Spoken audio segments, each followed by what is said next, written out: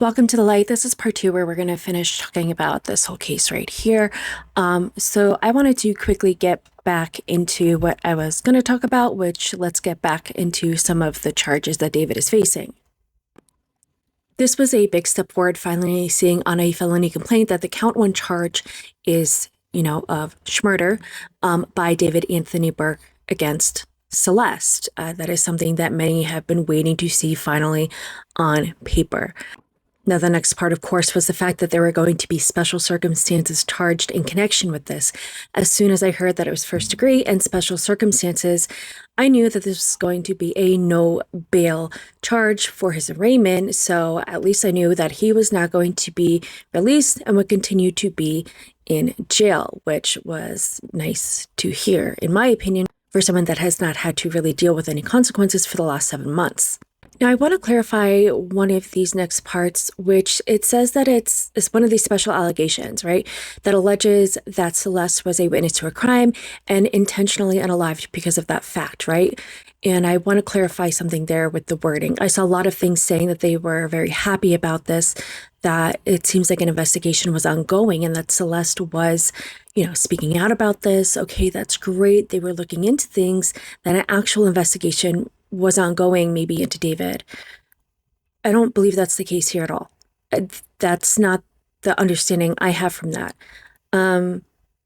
Celeste herself, as a victim of this crime, she was also the witness to this crime because the crime was done to her body, right? Sexual acts were done to her body. So she is the victim, but she's also the witness. And getting rid of the witness in that case is, the purpose for trying to get rid of her. Hopefully she can't testify to the crime. That does not mean that there was an active investigation going on. The first time that we have an understanding she was missing, she was brought back to Lake Elsinore, to her home, and she was found in the Hollywood Hills, and legal authority does have the duty to bring her back. They did that. Now, if Celeste was found again when she was missing, legal authorities have the same duty. They would not be working with a 14-year-old undercover in some fashion or using them in any type of undercover way. It's just not a realistic thing. You wouldn't use a child in that way. You wouldn't be getting information with them and have them still working with an adult in an investigative way. It's not something you would do. It's not safe. They would have a legal authority to return them back to the family. And worst case, if they felt like the family was not where the minor wanted to go, there were concerns of safety, they would get them into a safe house, like a group home or some other kind of care, foster care, just some other safe care that was, court ordered, whatever it was. But they would not be working with a minor in the investigation of an adult who is committed sexual acts on a child. So does that make sense? I hope that kind of clarifies that. I do not believe there's any current active investigation going on into the underage activities that he was doing on a minor at that time. Was she a threat to him? And again, we're going to get into the financial gain part here. Yeah, absolutely. But that's what makes her the witness to a crime. Okay? It was her herself, her being able to testify, her being able to give clarity and details to everything that happened. It's her. She was the key to all of that. And of course, the financial gain part here to me was, I think, pretty clear. I think everyone got that right. Obviously, getting Celeste out of his life was, to him, get rid of the problem because the accusations of the underage assaults would be detrimental in his mind to his career and end his career. So he felt that if he got rid of the witness, the victim to that, that would get rid of all of his problems. It would not jeopardize his career. He could continue his career, the success climb up the ladder and, get rid of the threat.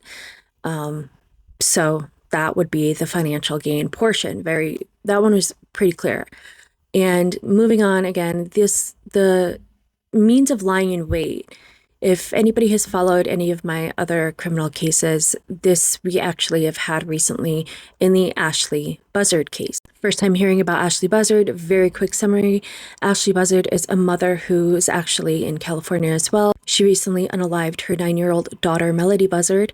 And the lying in wait in this case was that she did have essentially a premeditated plan where she wound up doing this small trip across state lines into Utah.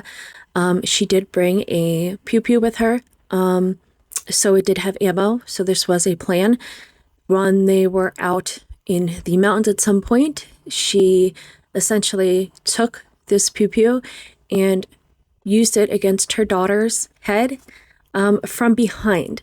So the thing is that it was unexpected. It was planned, but she ambushed her, so that it was something she did not see coming. And that is the whole point about lying in wait. You can have this premeditated plan, but you're going to completely ambush your victim at some point. They don't see it coming. They have no idea it's going to happen. And it's a complete surprise attack. Speaking on this after the fact, and this is why I was curious to see. I wanted to wait to have the autopsy report because I wanted to see if there's any correlation between the autopsy report and this. There's a possibility of some drugs that were in Celeste's system, and there's a possibility, and then there was some inconclusive. So it's a little bit of up in the air of if there was or wasn't methamphetamines or MDMA, which could make you question if there was. Allegedly, okay, this is not fact. Just to be very clear here, I like to differentiate between fact and between speculation. We could speculate, is there a possibility that David did use any type of drugs to potentially use on Celeste and maybe inhibit her and then ambush her, attack her, right? He lured her and then ambushed her. It was lying in wait to do that. So that would be that whole lying in wait charge. It doesn't always necessarily mean that you were hiding in a closet and then jumped out from it out of nowhere, right? It wasn't that you were hiding in a bush and you popped out of nowhere from a dark corner. It just means that you did this ambush on them completely. And, that can be proven. So that is the threshold of that count.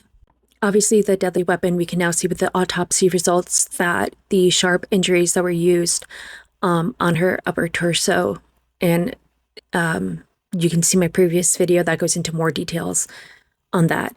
And then the second count that goes into the specific details of the continuous sexual abuse, which I'm sure that we will hear more about, but I am just glad that that was a charge because we were hearing so much about, how she was found and she was unalived. And one of the big things that I just couldn't stop thinking of is that this was a child, and are we going to get charges on the fact that she is a child and this was a grown man who was potentially raping and abusing a child. And to me, that needed to be an included charge.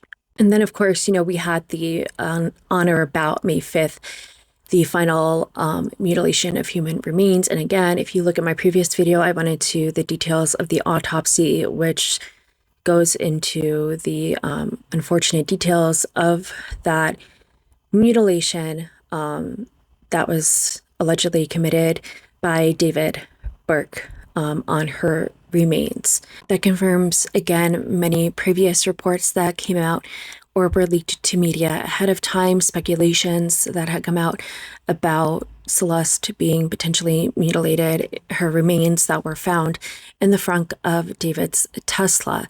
And this third count, this charge confirms that. It also verified this timeline that we weren't sure of. We have on the offense dates, the continuous sexual abuse of a child was from start date of September 7th, 2000 2023. And then it is anticipating that the unaliving occurred on April 23rd, 2025.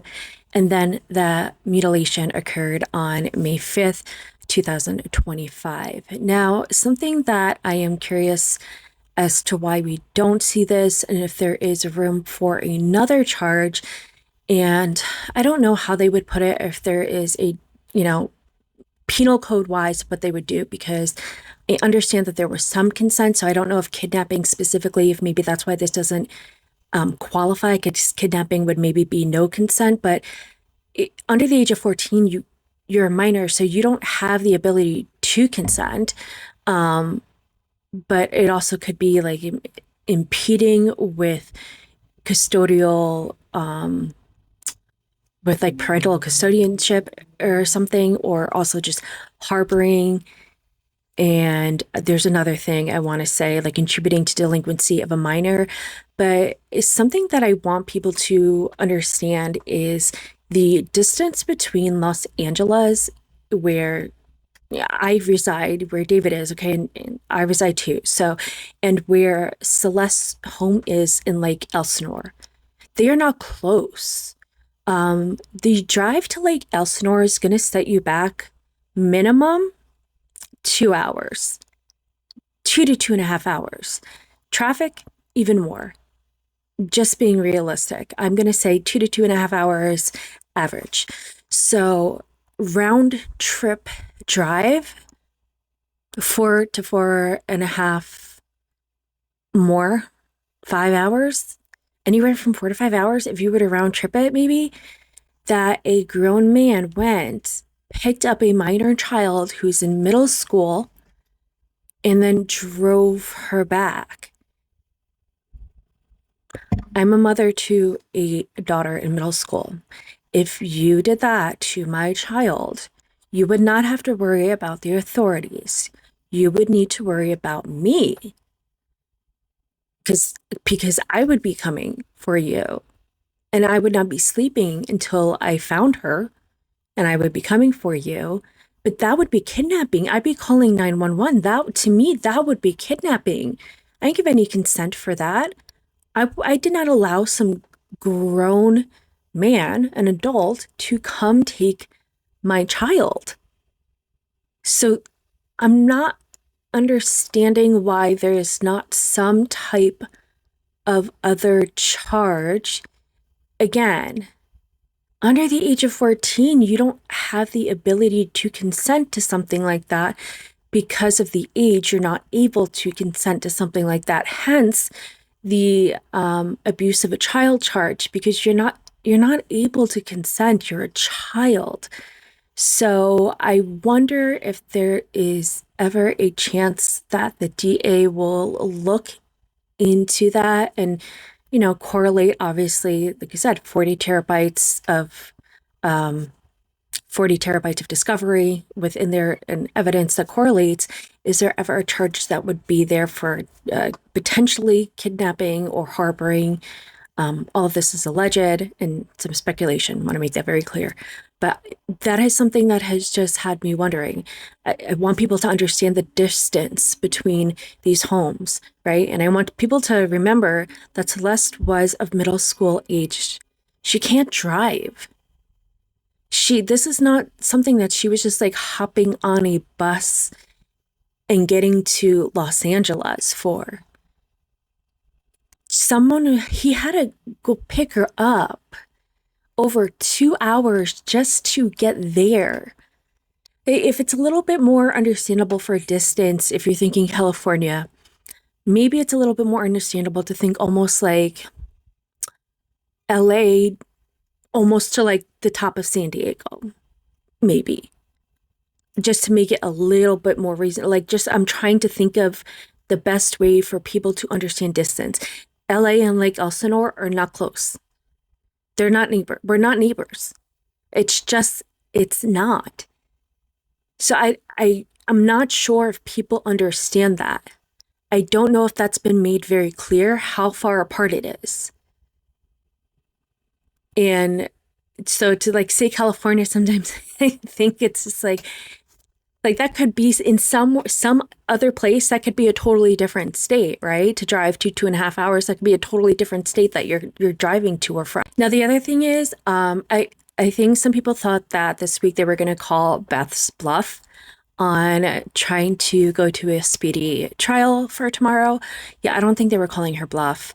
There are two choices when it comes to grand jury hearings in California, and people that were like, well, why didn't they throw down an indictment? They didn't have to throw down an indictment. I don't think this was a grand jury that was throwing down an indictment. I believe this was a grand jury that the purpose of this grand jury was an investigative grand jury. So that means its purpose was not to hand down an indictment. It was there for an investigative reason. And I fully see that being the reasoning because it seems that there was an issue with having any cooperative witnesses. And we can see that because, heck, they had to even go drag Neo from out of state, literally put cuffs on him and drag him to come testify. They had to go threaten another female witness that they were about to go like slap cuffs on her and drag her down to come testify, right? Because they were getting subpoenaed. The whole point of having an investigative grand jury is to be able to help get that power so that you can subpoena witnesses, you can make them come in to testify and be able to help get investigations done, that you didn't have that power beforehand. And that was something that I believe they desperately needed. And that is why they went that investigative grand jury route. So in my opinion, it was never an indictive grand jury route. This was just an investigative grand jury. And once they were done with that, that is why they then went and formally arrested David on these charges and went with a felony complaint. So I don't think they were bluffing on anything. And I think that Beth has been mock trialing with this grand jury and these witnesses this whole time. So I believe she's absolutely ready. And when she gave her little hair flip, like, yeah, I got 40 terabytes, like she's ready. I have no doubt about it that she has been in this case and she knows it front, back, side to side, and she's absolutely ready to go forth. She knows her stuff. Now, Blair Burke, who is David's lawyer in conjunction, and again, we'll see what happens in court tomorrow. There's something that just I am so questionable on his side of things. I don't see him as being like anybody that's super rich. Blair is very expensive to have as an attorney. She's very well known. She is very high powered. She is somebody that if you're going to have an attorney in your corner, sure, yeah, she's somebody that you would want to have. However, when I also hear 40 terabytes of discovery, I also hear the amount per hour that you would have to charge for even the amount of manpower you would need for people to go through that 40 terabytes of discovery. That is a lot of people that you need to go through just that discovery. And all I'm thinking is ka-ching, ka-ching, ka-ching. This is not even talking about trial costs yet. I'm also thinking about how the fact that David left a 20 grand a month mansion in September, right? After he got out of that lease, and he didn't even really downsize to anything small to stay in the area. I don't know if he was made to stay in the area from LAPD or anything, if that was, any condition of his or was recommended. However, I am shocked that he moved into yet another little mini mansion in the Hollywood Hills that's costing between, from what I could look up, it looked like it's somewhere between $15,000 to $17,500 a month. And I don't understand why he needed another extravagant place with that many bedrooms, that many bathrooms for one person, especially somebody who was dropped from his record label, who it's not looking good for right now. You don't know what's going on. You're figuring it out. You've been accused of something pretty bad. Why would you be going to rent something so expensive? You know that you've already had to hire a lawyer on retainer. Example, Blair. You've transferred your other properties in Texas to your mother's name, and your previous Tesla, has been towed, and that's gone away. Somebody picked it up. Don't know if it's somebody related to him, but seems like it might have been allegedly. You had to get another vehicle. His family had to go through all these court of appeals in Texas. That's costing them money because in the court of appeals, it wasn't just his parents, it was also his younger brother Caleb that was being subpoenaed for this grand jury here in California. So three of them have had to retain lawyers. It was one lawyer, I believe, for his parents, and then a separate lawyer that was required to represent Caleb in Texas for this case. So now we're up to two lawyers in Texas. So one law firm there, and then Blair representing David, that law firm out here in California. A lot of lawyer fees are adding up, right? So I don't understand when you are starting to, you're not working, right? You just lost your contract. You stopped your tour that was going on. Your money flow has really stopped. You don't know what's going on. You weren't some massive Justin Bieber type of artist that you should be pretty conservative about your finances.